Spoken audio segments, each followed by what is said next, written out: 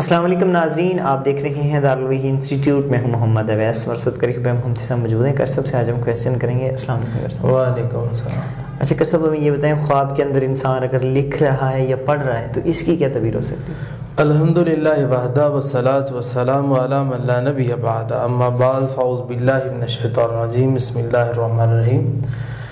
خواب کے اندر انسان لکھتا ہے، پڑھتا ہے، قلم اس کے ہاتھ میں ہے، تو یہ بہت اچھی بات ہے. جی کیونکہ جو لوگ دنیا کے اندر محنت مزدوری کی طرف رہے، انہوں نے علم حاصل نہیں کیا، وہ ساری زندگی جہالت کے اندر ہی رہے، اور وہ کسی جگہ پر بھی جائیں گے تو بیچارے مزدور کے مزدور ہی رہیں گے. جی بالکل. تو جو پڑھا لکھا بندہ ہے، اس کے ہاتھ میں قلم ہے، وہ جہاں بھی جائے گا وہ قلم ہمیں اس کے ہاتھ میں آئے گی. وہ کسی کنٹری میں چل جائے، بڑی کنٹری میں چلا جائے، پھر بھی اس کے ہاتھ میں قلم رہے گا. جی.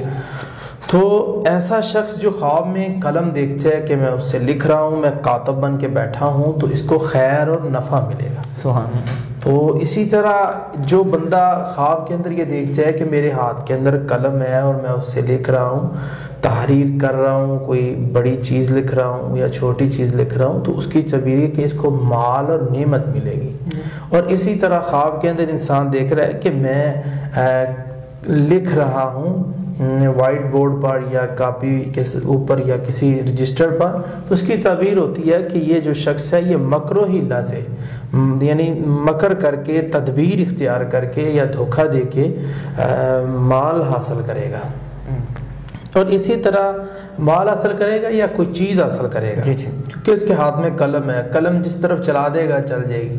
اور اسی طرح خواب کے اندر انسان دیکھتا ہے کہ اس کے ہاتھ میں قلم ہے، تو یہ بندہ جو ہے یہ معطل ہو جائے گا.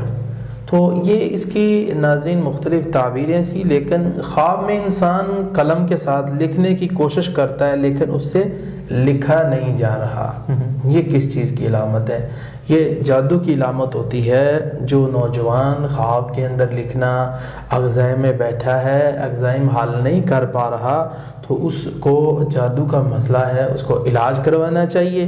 بندش کا مسئلہ ہے اس کی تعلیم کے اندر، اس کے علم کے اندر، اس کی قلم کے اندر، یا اس کو وسوسات آتے ہیں یا اور کوئی اس کے اندر خرابی آنا شروع ہو جاتی ہے.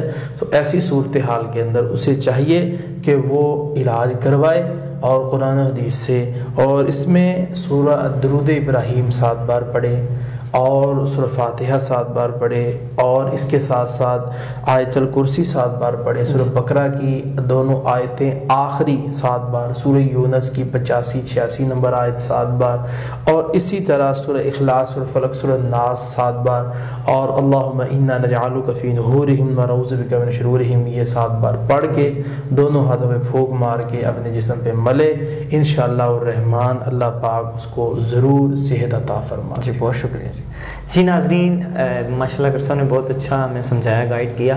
تو کسی بھائی بہن کا سوال ہو، ڈسکرپشن میں کرسب کا نمبر مینشن ہے، رابطہ کیجیے گا. اگلے پروگرام میں پھر حاضر ہوں گے. ہمیں اجازت دیجیے.